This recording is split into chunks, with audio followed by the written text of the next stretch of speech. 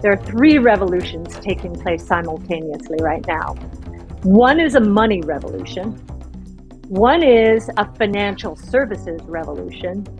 And one is a next generation internet revolution. So on the money revolution, Bitcoin and Ether to some extent, but Bitcoin, surely it is the most secure network out there. Each one of these words is really important. The first global, private, decentralized monetary system ever invented. It is going to have profound ramifications. Just ask the people in El Salvador. And recently, President Bukele of El Salvador had a conversation with President Erdogan of Turkey because they are going through a currency crisis.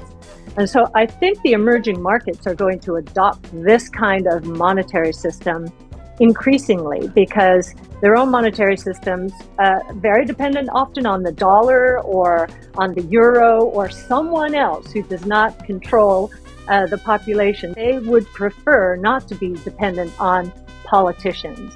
So that's the monetary revolution. And we think that it's going to proliferate faster. Emerging markets are very interested.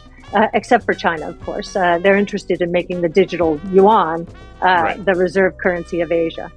And that's fully controlled by people. What I'm discussing is not.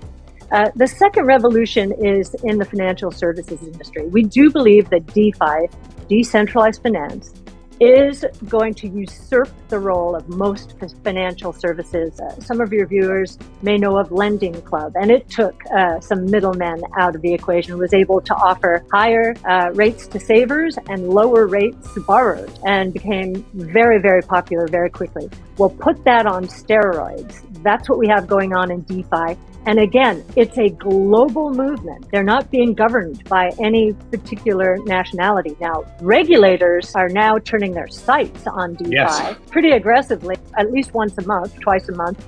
In the last year, a regulator somewhere around the world has said, hey, we've got to investigate this. And that's not a bad thing. I think in the United States, my observation is that regulators want to protect the little guy, the average investor. That's their mandate.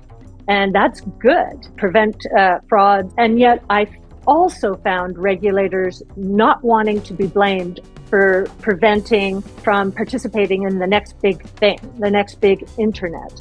We have an ethos of innovation in this country. It seems today that investors are running away from it. It's kind of the opposite of the tech and telecom bubble when they were falling all over themselves.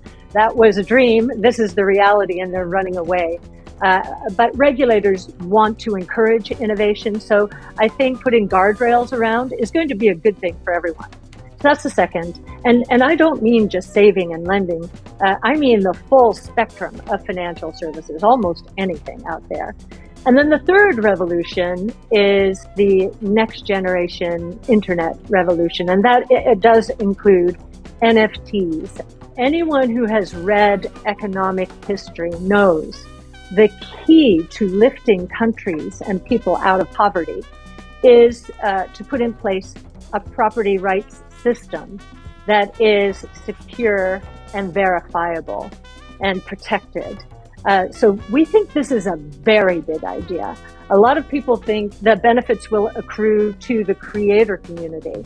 We love that idea, the creator community. And it isn't just art, right? And gaming, and it's music. We're going to find out how creative people are as the NFT revolution evolves.